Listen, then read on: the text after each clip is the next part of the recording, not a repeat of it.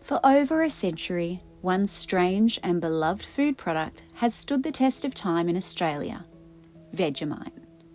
From humble beginnings to a symbol of Australian culture, Vegemite has become a household staple, loved by some, loathed by others, but undeniably a part of the nation's identity.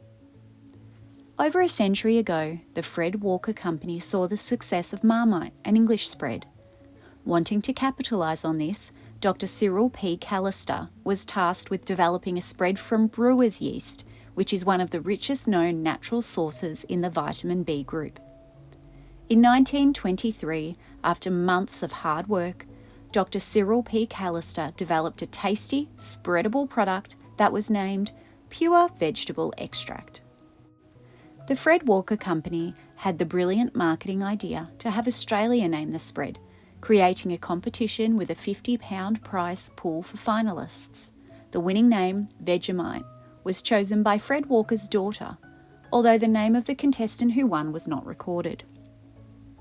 Vegemite was soon on the shelves of Australian supermarkets, described as delicious on sandwiches and toast, and improving the flavours of soups, stews and gravies. Even after the nationwide marketing campaign, Marmite still dominated the Australian market, and in 1926, the Fred Walker Company merged with Kraft to become the Kraft Walker Cheese Company. After years of poor sales, Vegemite was renamed Pa Will in 1928 and only sold in Queensland under this name. Trying to use the success of Marmite, the Kraft Walker Cheese Company adopted the slogan, "If Marmite, then Pa Will." This new marketing campaign was another failure though, and after many years, the brand was once again renamed Vegemite. The Kraft Walker Cheese Company persisted with their product, determined to make Vegemite the staple of every Australian home that it is today. In 1937, the Vegemite brand initiated another competition, this time a limerick competition with big prizes including cars. This one was the event that made sales boom and gave Vegemite official product endorsement from the British Medical Association in 1939, which included advertising in the British Medical Journal. Doctors and baby care experts began recommending Vegemite as a vitamin B-rich, nutritionally balanced food to their patients.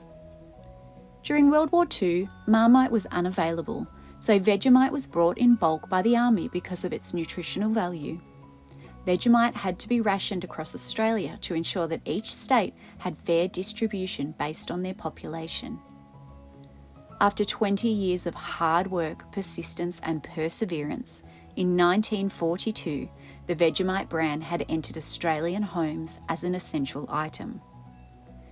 In 1954, Vegemite released a song on the radio named Happy Little Vegemites, which was then made into a television campaign. This advertisement, with a catchy tune, has been remade and re-released several times over the last 70 years, becoming a tune that every Australian knows and sings along to when they hear it. Vegemite produced their 1 billionth jar in 2008 and placed a special promotional sticker under the lid.